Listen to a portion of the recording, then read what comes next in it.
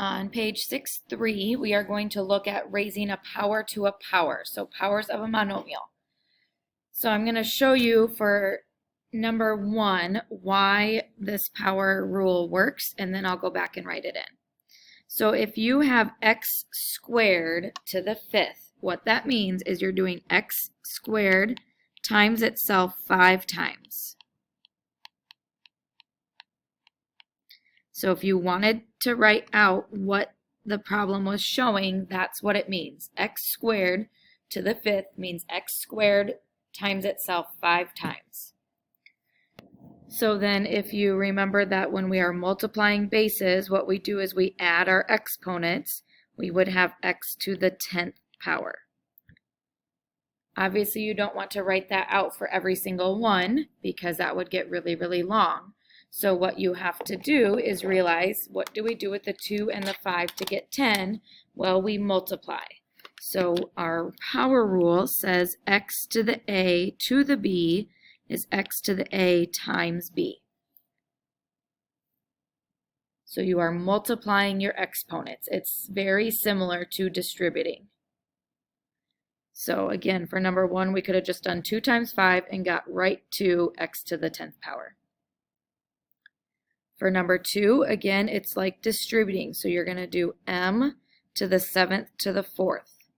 So that would be m to the 28th. And then 4 times 4 is 16. So m to the 28th, n to the 16th is your final answer. Number 3, remember you can put a 1 there if there's not an exponent. So 3 times 1 is 3, c to the 3rd. 3 times 2 is 6, d to the 6th. So again, when that's the only problem you're doing, the only thing you have is parentheses to an exponent, it's easy to remember. Now it gets a little bit harder when we have a number, a coefficient. So right here, you raise the coefficient to the given power. So don't write this down. This is usually what happens when people do these problems. They do 5 times 2 is 10, x to the 14th. That is incorrect. You need to do 5 squared and then x to the 7th squared. You do not need to write that out as long as you can remember to do 5 squared. So the final answer should be 25x to the 14th. So you have to remember to do the coefficient, the big number, to the exponent. You don't multiply it. You multiply your little numbers. So for number 5, we do 2 to the 5th is 32. So again, that's 2 to the 5th power is 32. 2 times 5 then is 10, so x to the 10th, y to the 5th.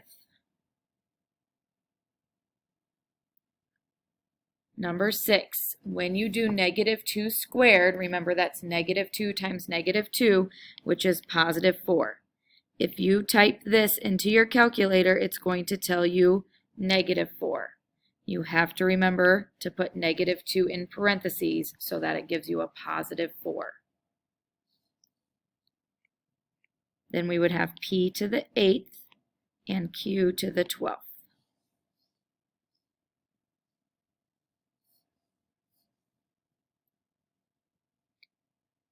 Number 7. Again, negative 4 in parentheses to the 4th power should give you positive 256. C to the 12th, D to the 16th.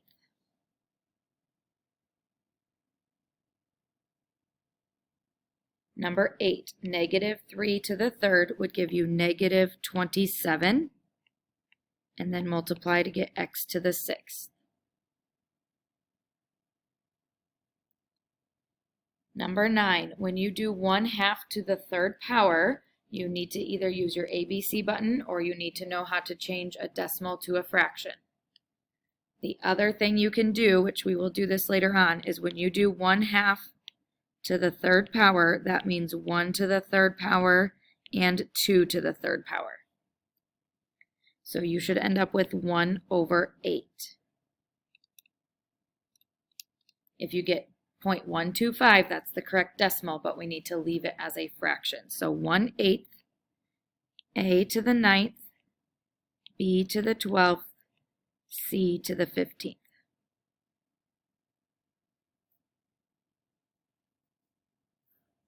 So a set of parentheses to an exponent, you need to take the big number, the coefficient, to that exponent, and then you multiply your variables. This next set, you have to do what we learned in the first set of notes and then our new stuff. So you have to remember, when do you multiply your exponents? When do you add your exponents? So just like order of operations, you need to get rid of parentheses first. So if we look at number 10, first we need to do x to the 9th, y to the 9th. And then I'm just going to bring down times x to the 1st, y squared. So to get rid of parentheses, you multiply your exponents. Now we add our exponents. So that becomes x to the 10th, y to the 11th. That is your final answer.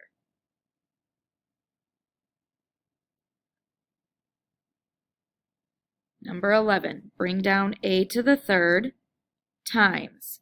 This is like -1 to the 4th power, which is +1. So I'm not even going to write that, but you could write a +1 right there if you wanted to. A to the 8th, b to the 4th. So then overall we have a to the 11th, b to the 4th. So your first step for these is going to be multiplying your exponents to get rid of your parentheses, and then you add your exponents. Number 12, we've got two sets of parentheses to get rid of. So -2 squared is +4, a squared, b to the 4th, times 3 squared is 9, a to the 4th, b squared. So this is all multiplication, so you multiply your big numbers. 4 times 9 is 36. Then we add our exponents, a to the 6th, b to the 6th. So 36, a to the 6th, b to the 6th.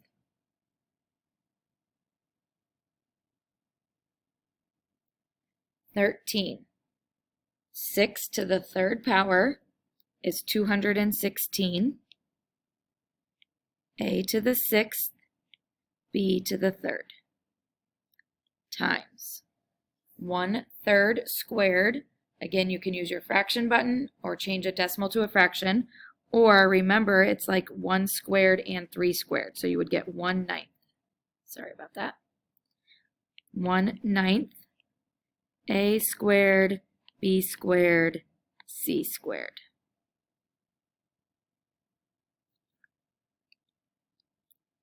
So 216 times 1/9 would give me 24. A to the 8th, b to the 5th, c to the 5th. Or sorry, c to the 2nd.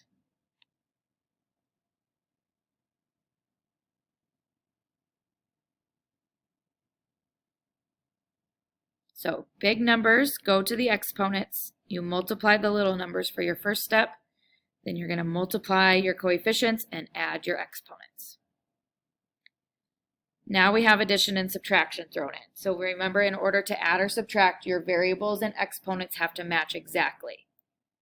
So if we take care of this first set of parentheses, 2 to the 3rd is 8, a to the 6th, bring down the plus sign. This is like 1 times 3 is 3, a to the 6th. If they were not both a to the 6th, then you would have done something wrong. You have to be able to combine them since it's an addition problem. Again, don't write this down. This is what most people do. 8 plus 3 is 11, and then they do a to the 12th. You should not change the exponent. So when you add or subtract, the exponent has to stay the same.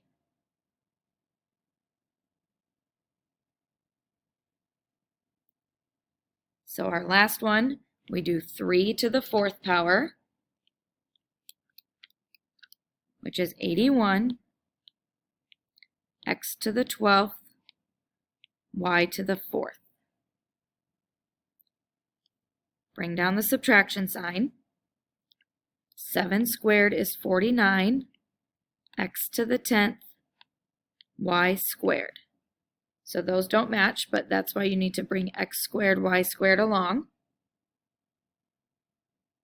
So then 81 x squared y to the 4th minus 49 x to the 12th y to the 4th. So now that they match, we can put them together. 81 minus 49 is 32. Variables stay the same, x to the 12th, y to the 4th.